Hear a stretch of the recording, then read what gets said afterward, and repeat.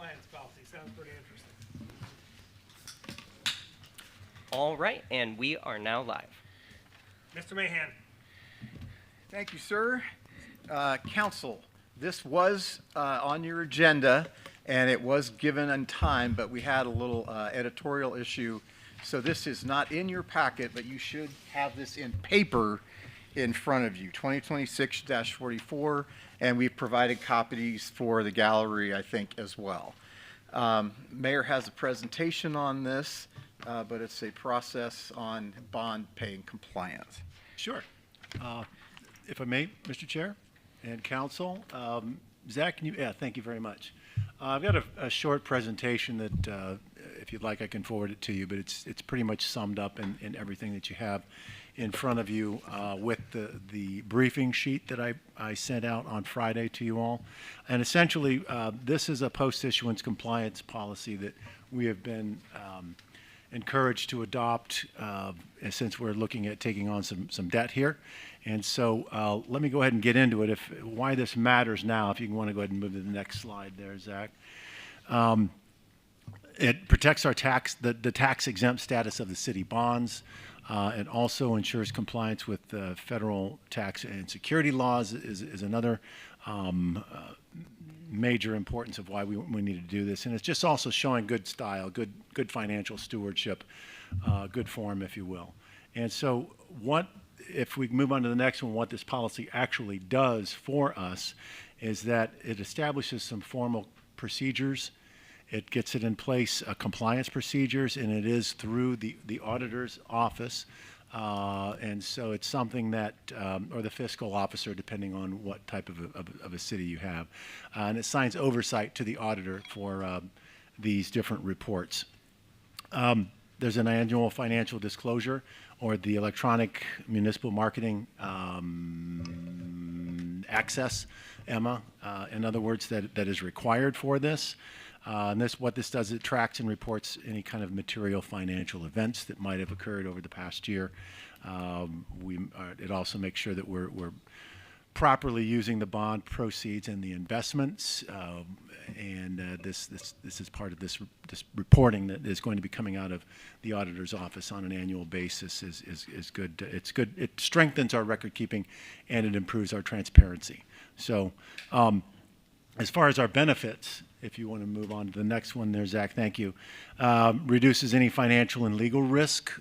By having a policy in place, it does give people who are issuing credit and bonds to us, gives them a lot more confidence because we have this policy approved by the legislative board of the company, of the city rather. And it aligns, it's really a best practice, if you will. It's something that is seen as something very responsible for us to do, to make sure that we are, since we are taking on debt or will take on debt, that we've got our game together and we're going to be stepping up our reporting. And so this will also, in effect, support any future capital projects and financing, so that once this policy is in place, it's in place forever. So we don't have to come back here and do it for the next time we need to borrow something more. So, and then the last slide that I have for this basically is, it's no new cost to us. I'm sure that Dan and I were just talking a little bit in terms of how we're going to house this in the budget and so forth. So we'll be looking at that. I'm also working with Bradley Payne to develop an annual report checklist, so that we bake that into our system, so that we just set it on our calendar and forget it, and it reminds us, hey, this report's due. And so we'll be working with our outside counsel for that. But again, we want to prevent any kind of costly compliance failures. And council, we're recommending that we get this approved before it goes to the bond market. Having said that, this can go 3 readings, provided that at the 3rd reading that we do pass it with the emergency clause in place, because on or about June 1st, we want to be looking at the bond market. And so the second meeting in May, the 3rd reading of this will be at that time. And bond issuers are going to want to make sure that this is in place. So, Mr. Bourne, to add the emergency clause is going to be an amendment. Is that correct? Okay. Council, we're going to give this its first reading tonight. It will go 3 readings, but we will be amending to add the emergency clause. That way the public can have plenty of opportunity to hear it, respond to it if needed, but then we will get it in place before we need to go to bond market. Any questions? Excellent. Thank you, sir. Thank you. That concludes finance and budget. We move down to streets and public buildings. Mr. Severance to discuss the property at 69 Sacker Road. Yes, we're going to discuss this, and I'm going to actually hand this over to Mr. Salyers. We have a little bit of a change in direction on this resolution. So, Mr. Salyers. Thank you, Mr. Severns. There have been a multitude of discussions about this property, so just so we're all clear on what exactly it is that we're talking about, because after some further discussion at our department head meeting, we think maybe the resolution itself might be a little muddled. We are talking about the Nahoko Ashland actual physical asset, the modular unit on Syker Road. So this is the site of the future police station. Initially, the city had property. As we started looking at the topography, the soil sampling, we realized that it would probably save the city a considerable amount of money, and you'll remember that we brought this before council if we did a purchase and a land swap deal with the other property owners there, if we were able to shift that, the construction of that facility a little bit further down the road. So in all of that, and council has approved all of those things, in doing so that we ended up not only getting the parcel of land, but we also got everything that was on top of it, including this modular unit. So at first we started saying, well, we would do with this what we did with a couple other of homes that we have purchased for, instead of just demolishing it or something, somebody could still find some use, and we can do what other communities do and put it on gov deals and just require it be moved because the site does need to be cleared for the police station. And then we toured it, and we started thinking about, it has been used, it's a usable facility, we have needs, facilities needs, so we started exploring what we could potentially utilize this facility for. And we are still in discussions with Pizzuti Solutions, our owner's representative, and BKV, our design firm that has been working not only with the police station but with the court facility. So we're going to explore the option of utilizing this facility for municipal needs. What those are yet, we do not know. We have not landed permanently on a home for this. However, we will say, number one, it will need moved. And number two, the resolution that's in front of you tonight. So what can you, council, do tonight? You can probably go ahead and send this resolution off into the ages, because like we said, it's a little misleading the way that it's worded. So we would recommend that council suspend the rule tonight and go ahead and vote this legislation down. If we would feel the need to bring it back and do the exact same thing, because what this legislation was doing was basically just giving us the authority to put it on gov deals and require it be moved and sold for, whatever dollar figure that would procure, then we will bring back another piece of legislation that's a little bit better written, more clear, and present that to council at that time. Mr. Severance, you have 2 options here. You can hope that everybody votes no and votes it down, or you can make a motion to postpone this indefinitely. And that way we vote yes, and it's just gone. Okay. So before we even suspending the rules, I would move to suspend. You could either A, as the president suggested, move to suspend, basically table this, move it indefinitely, or you could vote to suspend the rules and then hope that everybody votes it down. It seems like it's easier just to suspend the rules indefinitely. Yeah. To suspend the motion indefinitely. Yeah, No. postpone it indefinitely, and that way it's done. You don't need to suspend the rules to do that. Okay. I think that's what I'll do. Council. All right. Fine by me. All right. Anything else on Mr. Severance for that one?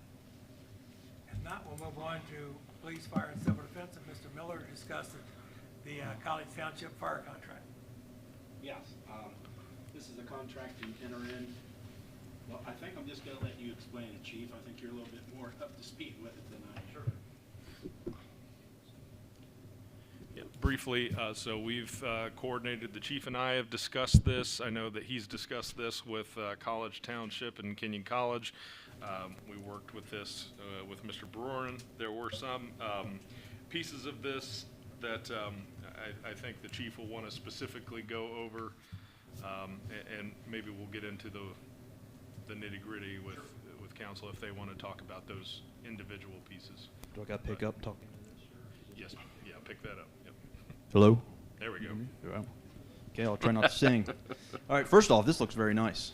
Nice, well done. This looks very nice. So it's hard to believe 5 years is already up. This is our first renewal of the College Township contract. And this contract is up May 31st. So we would like to get this passed tonight. So the trustees, College Township trustees, they usually have their meeting the first of the month there in May, so we can get that passed. With that, we met with the trustees, probably about a year and a half ago or so. It was in the summer there, so about 2 years maybe. We went over the contract with them. Everything was good. They're happy with our service. We're happy with them, two-way, so we're very happy to be partners both ways with them.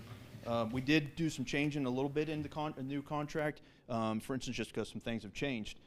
They've turned all their vehicles, emergency vehicles and assets, equipment, fire and EMS over, and so that needed to come out of the contract.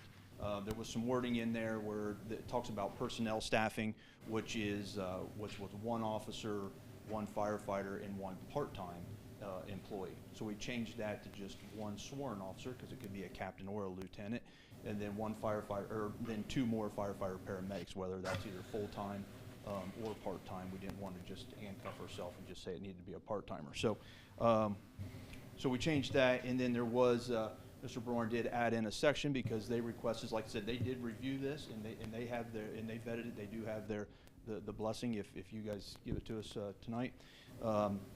Just in case the property tax issue comes about, there was a paragraph added in here to where obviously if there's no funds available, if that happens to happen, then the contract is. So basically what we discussed with College Township, now, and mind you, this does include Kenyon College. Of course, they're not as concerned about the property tax issue, but College Township, what would happen in the event that essentially that property taxes become unconstitutional to collect in Ohio, is that we would sit down with all parties on this and enter into good faith negotiations on how to move forward, which would be something that would happen across the entire state of Ohio at that point in time. Everybody would be renegotiating contracts like this and trying to figure out how to provide essential services. So we made sure to include that because it was our mutual goal. I think I can comfortably speak for the township and for Kenyon College at this point, that we would like to see this contract continue, but we would have to re-examine how that would happen, especially when their means of revenue would have dried up at that point. So we made sure to include that as basically hey, it's not just dead in the water. We're going to have a good faith approach to try to revive this, assuming that would happen. So we wanted to just add that in there to say, here's that emergency valve, because we know it's kind of that dark cloud hanging over everybody's head. Then and within the contract that I believe you have in front of you, got the same one that I have there, is number 12 there. It does say ISO level of 4 rating. Currently we are a 3.3Y, and that is getting reevaluated here on May 13th. So there's a good chance that might change or stay the same. And then, not only, as we mentioned, not only did we meet with the township trustees, but we did meet with Kenyon College also to make sure they're happy with our service, and they are very happy with our service as well. And they did change it, and so the chief operating officer would like to have, instead of the signature from the president, He wanted that to say Chief Operating Officer, so we'll have to make that changes in the final document that when we get signatures for that. But pretty much that's it. They're very happy with our service. We're very happy to be partners with them. The money's right where it needs to be at this time, and hopefully with your blessings, we're happy to do another 5-year contract. You had mentioned that there's a meeting taking place at the first of the month. What meeting is that? The township trustees, they hold their trustee meetings. I believe a lot of them are different, but they're usually within the first week or the first 2 weeks, either a Monday or Tuesday within the first 2 weeks of each month. And that's where they would like to. So it's going to be a benefit for us to move on this a little quicker than normal? Yeah, yep, absolutely. Because like I said, this contract. Basically just a continuance of an existing contract. Absolutely. Yep, for sure. So I have 2 questions. First, how has the call rate gone over the last 5 years? Are we seeing an increase? Is it pretty steady across the board? No, it's pretty steady across the board. Of course, what we do is with the college, they get a little bit busier, obviously, when they're in session, and when they're out of session, the call volume goes quite down. If anything, College Township is our 3rd medic into the city. So if we've seen any increase, we've seen it because of our own call volume within our city, not necessarily the township. So it's stayed relatively about the same. If not tweaked, or it's upticked a little bit, but that's pretty much because the city volume has increased. And their rate that they're sending the city has also stayed the same, correct? Yes, yep. It's a contract. It's $500,000. So actually, for a small contract, that's more than any of those other townships do pay, and they're small. Question, so concerning the property taxes, so if they go away, you've written to that something that covers that, but what if they are just reduced? Is there language that kind of just talks about any change in the structure of property taxes?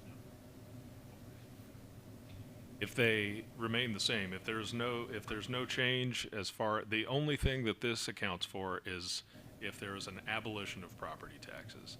Otherwise, this is, as Mrs. Keener pointed out, this is just a continuation, and Mr. Miller as well. This is just a continuation of the current contract that we've had for the last 5 years, and we're content to let it ride. And we have these discussions, honestly, because, our costs, we're not immune from anything else. Our costs have gone up considerably, and we talked about, we put that in their ear, that, our costs are going up, and so is everybody else's, but we're also not immune to the political ramifications of everything else that's going on in the world around us. So we are listening and responding accordingly as best as we can, and I think that maintaining this and showing that we're a premier fire service and can respond to College Township and Kenyon College, and as well as all of our, obviously, the city of Mount Vernon and all the other service areas that we respond to, and that's why people continue to trust us. In our College Township, that station helps us into Pleasant Township that we currently have been long partners with, and is also. So I don't know if this is the appropriate time to ask this question, but I'm gonna ask it. Need to hear you. Is your mic on? Sorry, I just have a soft voice. Okay. If this was a 5-year contract and it's going to be up in mid-May and it's being asked to kind of look at this in a hurry, I'm just curious, why didn't it end up here earlier?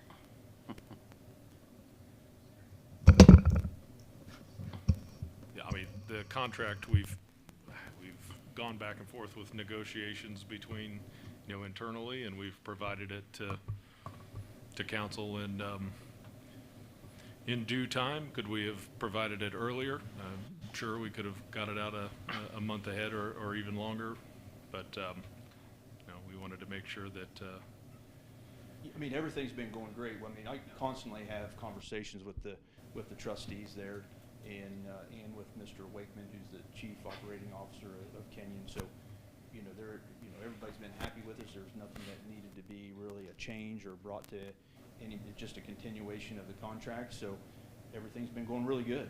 If anything would have been, upsetting us, I'm sure that we would have I- back out. I would say, like, we still have the ability to put this off, but we want to be good partners, and we are working around other, governing entities' schedules. And so I think that, negotiations sometimes don't go as smoothly as Yeah. you would like them to.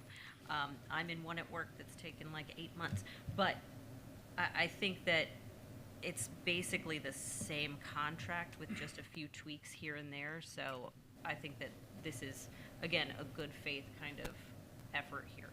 Yeah, and I think, to your point, if you would have saw substantive changes to this, you would have saw it, we would have brought this to council much earlier than this, to have, as we have with other things, if it's a significant change that people aren't ready for, we bring it out much earlier and have public meetings. We've had listening tours in the past. We've had, a lot more rigorous debate in that regard. But where this is just literally changing some dates and adding an amendment based on something that's wildly out of our control, that's really there's no major substantive change to this, so, But point taken, yeah. The fact that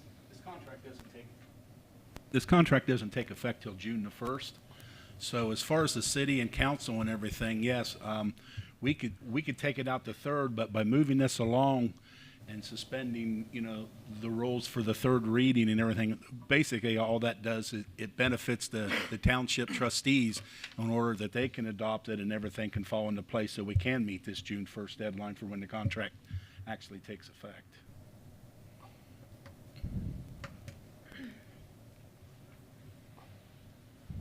Questions they have? Yeah, I have one question too. We don't exactly do this for them as a public service. I mean, this doesn't cost us money to do. We're not being a charitable organization, so to speak, when we provide this service for them. Is that correct? I mean, No, as I mean, far as- they are. as far as the numbers Yeah. go and everything, we would be operating more in the black than we would be in the red to provide this service for them. Yeah, they are paying for the service that they are receiving. Very good. I Yeah, just it's wanted to a way make that say clear to Yeah, everybody this here. is- And not only we collect the EMS billing. Right, from EMS that. billing is associated with this on top of the service that they pay, yeah.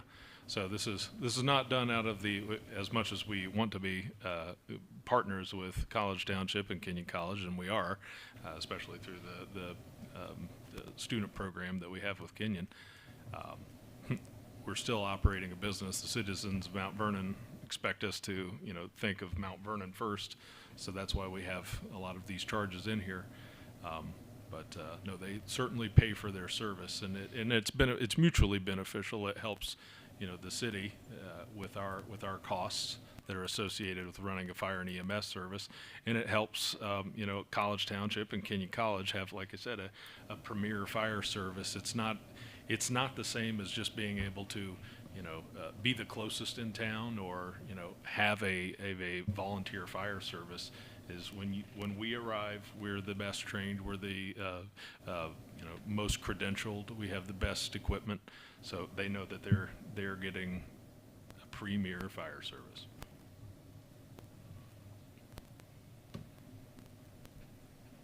The point is, I guess, we hope that this had been done earlier, so we didn't have to suspend the rules, but it's done what it is.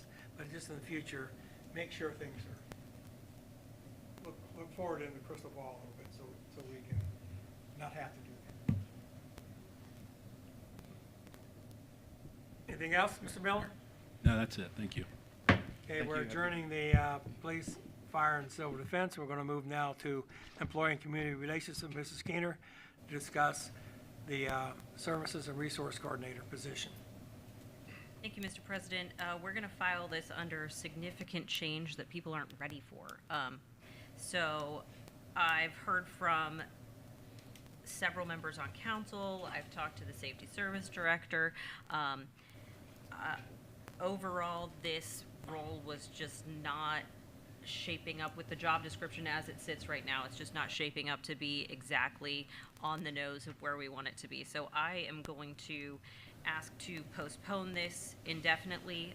We're going to kind of go back to the drawing board and maybe work out some job descriptions that are a little bit more concise and a little bit more clear and thorough. Do you have anything else you want to add to that, Mr. Salyers? No, ma'am. Is this the one that we're also in collaboration with United Way and all? There was the possibility of additional funding for a role that would continue this work that's not coming to the city if this role isn't So, created. to clarify. So he does have one. Yeah, yeah. To clarify, it was One Ohio funds, and we put in a request that can be easily, canceled with the Knox County Foundation, so not United Way. And so that's, Are you saying those other funding sources evaporated? No, I'm saying council killed the thing, so we don't need them anymore. They're still very much there, Bruce. and there's still the possibility that some of the pieces within this would still be picked up at a future time. It's just gonna be where they are housed, so. Yep. And that's all the time I have. Any questions for Mr. Skinner? Okay, we're going to adjourn the Employee and Community Relations. We're going to move now to Finance and Budget, Mr. Mahan, to discuss the codified ordinance 183-013. Council, this was just a meeting in case anyone had some final questions. This ordinance is going to its third reading, and we did have a committee meeting on it last week. So the purpose of this committee meeting is if anyone has any follow-up questions. Okay, excellent. That's all I need, Mr. President. We're moving pretty quickly. Going to move now to Mr. Jacklin with Land Use and Development to amend the vehicle storage ordinance. Mr. Zimmerman, Mr. Marvin, would you like to provide some clarification on this? Sure. Yes, it should be. Okay. I'm going to kind of turn this over to Mr. Marvin. He has had hands-on weekly and daily. We've had all kinds of meetings about this. We've met with Mr. Jacklin about this as well. This is something that is, in my opinion, we had some concerns that our ordinance was a little strong with the recreational vehicles, the boats, the campers, and the utility trailers. We heard people, they came in and talked with us, and this is what we came up with to ease up on this, because I know myself, at one time I did have a boat, I did have a camper, and I did have a utility trailer. So I'm going to turn it over to Mr. Martin. He's been working with this. Hi, folks. So I'll just go over all this. As you guys probably recall, last year we amended the change 1309, 01, and 02, kind of combined them, putting trailers and vehicles into one, and it was fairly restrictive. It's kind of what we thought at the time. What transpired is I went out under the old ordinance before the new one had even hit the books yet, as far as being published with American Legal, and started kind of addressing campers, boats, and utility trailers. It was kind of a thing I hadn't really got on much since I started here. I was working on vehicles before. And pretty quickly, right after we started doing it, we started getting calls from the public who, a lot of them had their campers in their driveways for a very long time in violation of the previous ordinance. But the gist of it was basically that they were kind of a myth, that they couldn't have their campers and their boats in their driveway. We didn't get a whole lot of pushback on utility trailers because they're kind of unattractive and you use a utility trailer not as frequently. But the general argument was, I use my camper, I use my boat all summer long. Why do I want to have to keep it stuck in my backyard or take it to storage and then bring it back out when I want it? So we considered that. We got some input. We looked around some other ordinances and what you see before you. That part of it is a lot of input from the community, what they want. So we did not want the community to have to look at ugly, tore up, nasty campers, which we have several around. So we tried to find a nice balance where we could still remove and address those that are falling apart, losing their wheels, just not pretty to look at and not being used properly. But allow those who are maintaining their vehicles or using them, who want to have camping trips, boating trips with their family, to have that privilege as well. Another problem we were having was people living in their campers. We had several situations over the last year where we've had homeless people, or whatever the scenario was, moving into campers in people's property. Some of them are parked in front yards, some in backyards, and this inevitably every time has turned into a bad situation. We just had one on 404 East Pleasant, which we had to have the city go in and physically remove because they were disassembling in the backyard after it got waterlogged. So in this ordinance, you're going to see that we did not ignore that aspect. We left the authority for the city to intervene in those bad situations and keep the city clean and safe for our community.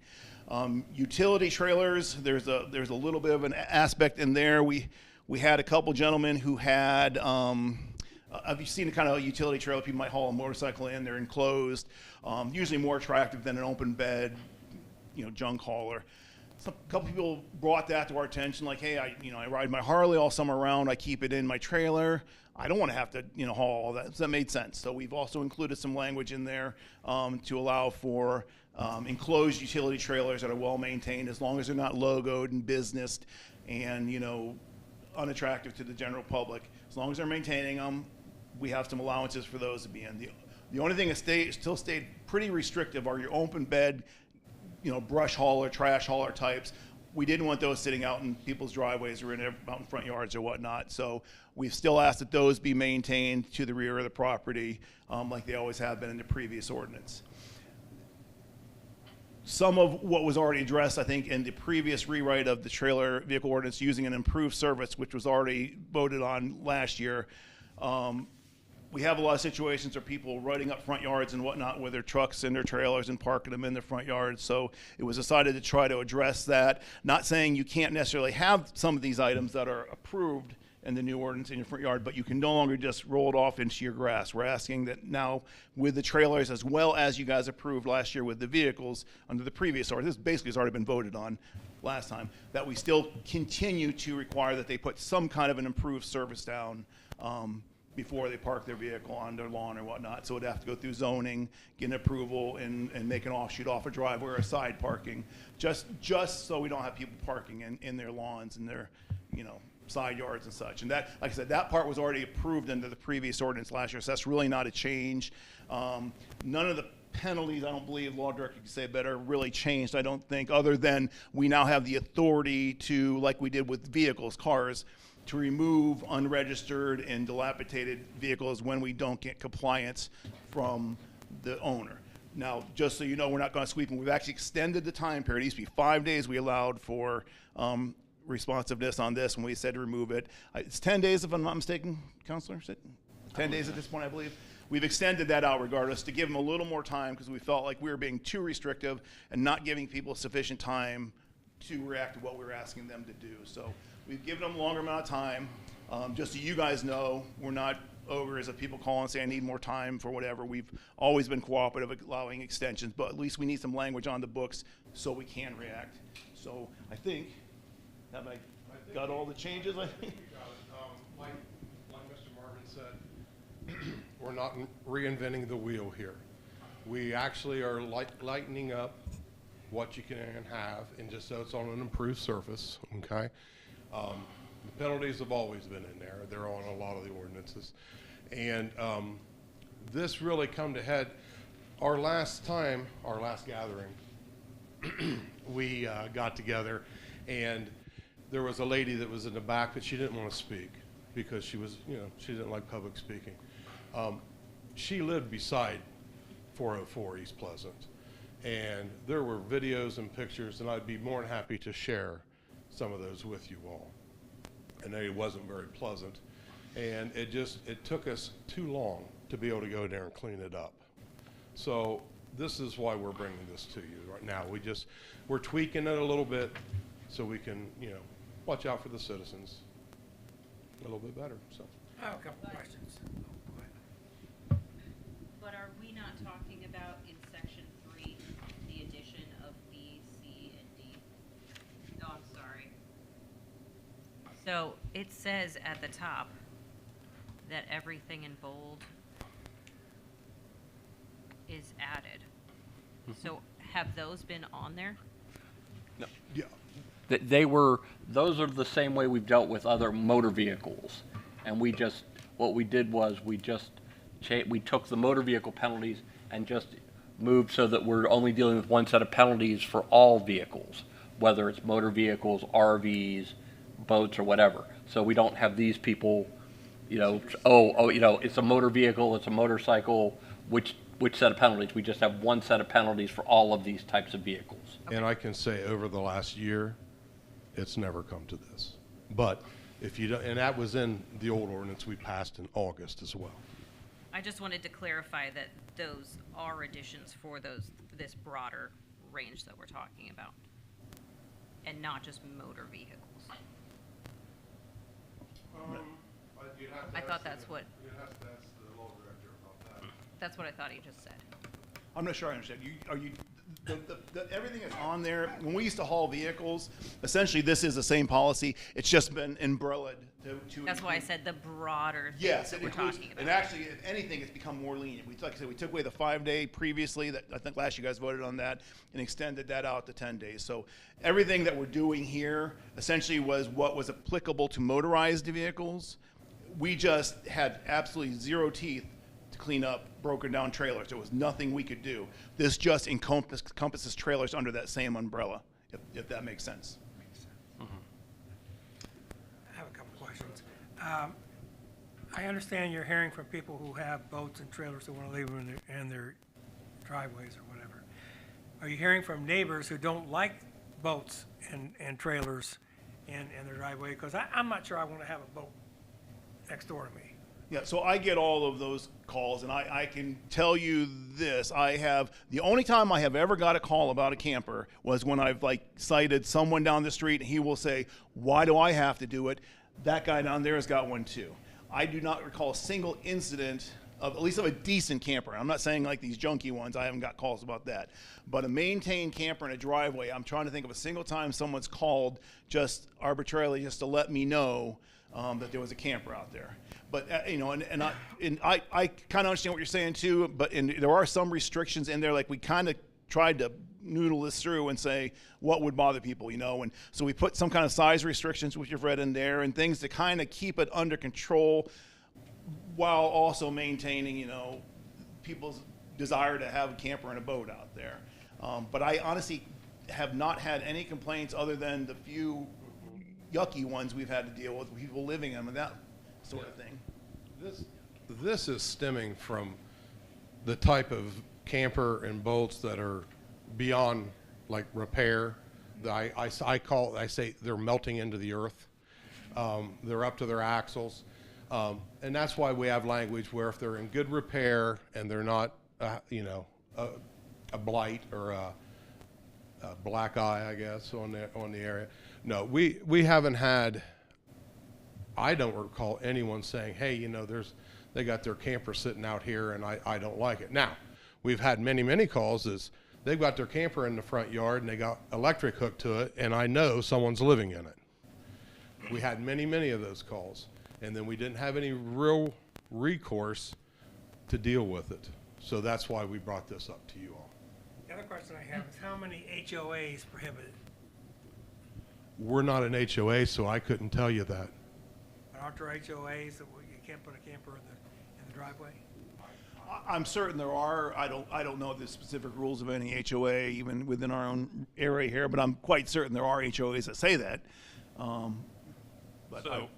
Let me jump in, because honestly, Mr. President, we get this accusation a lot, is Mount Vernon's wanting to turn into an HOA.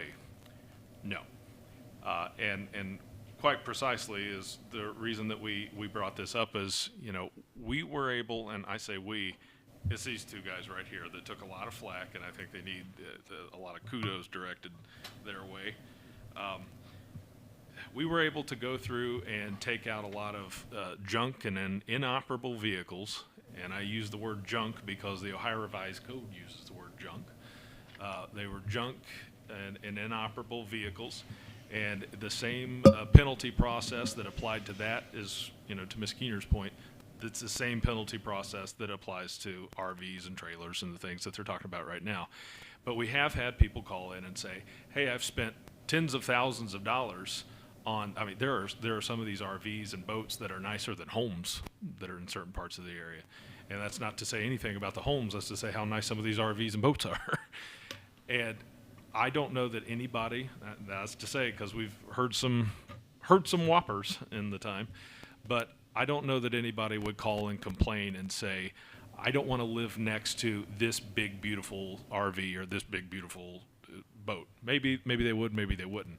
What our purpose is making sure what happened on Pleasant Street doesn't happen, and it becomes an obvious nuisance and a public health emergency where we have to forget all of this process and slap a sign on the thing that says this has been declared a public health emergency, you got 48 hours to take care of this, or the city of Mount Vernon has to do it. And that's what we want to avoid, and we want to give these guys the tools to do that job. So to the point, like, there are some communities that are restrictive enough to where you can feel like, am I in an HOA or am I just in a public community? That's not what we're going for. That's not the intention of this whatsoever. We want you to, if you're in the city of Mount Vernon and you want to buy a boat, you want to buy an RV, good, as long as you got room and a place to put it, have at it. But we do want people to know that this is not a place for you to just let something that you bought on Facebook Marketplace because you had $11 in your pocket, let it rot in your parking lot and make it everybody else on your block's problem. Is there any consideration, you're not gonna use your boat in December. Right. Is there any consideration through a length of time that can be there? You're not, I mean, I understand they want to take the boat out in the summertime, but we're gonna leave it there all winter? Well, there was some discussion about that, and we kind of noodled that one through. And here's kind of my thoughts on that. People that were speaking to us about this were willing to lay down additions to their driveway side, pull-offs to their driveway and such. If they're going to spend that kind of money doing that, is my presumption that they're going to want to maintain it probably at their house if feasible. And I understand what you're saying too, because I wouldn't want to walk out of my Cape Cod when I had one and see a fifth wheel twice the size of my house in my neighbor's driveway, because his house is probably very much like mine. But we've added language in to disallow that, you know, that they'd have to be within reason on the property they're in. I do believe that many of them will put them still in storage for the winter, but I think that there will be many as well that will probably want to have them stored on their improved surfaces all year round. And we kind of allowed for that. And I guess my thoughts on if, you know, the feedback we got from the public was all for this. No one was anti this that I got. I didn't get any negative calls about campers.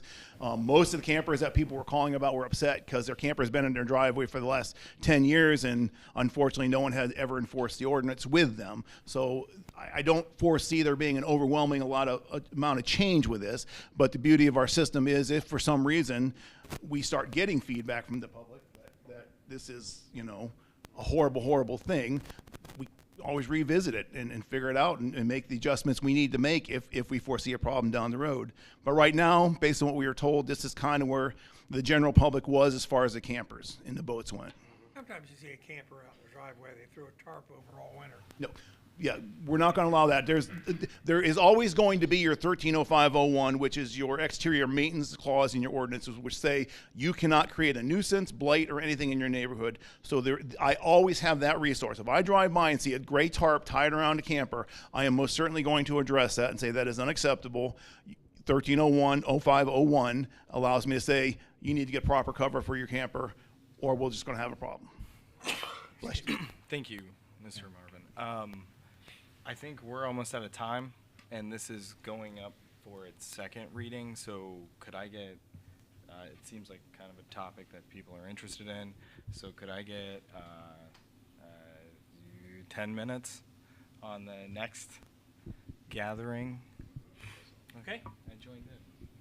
We're going to adjourn the vehicle storage. Could I also ask for is this the time for me to ask for an amendment to that? Or is that when it comes up? When it comes up. All right, thank you. Okay, we're going to adjourn that committee meeting. We're going to move back to Mr. Jacklin on land use and development to discuss amending chapter 1102.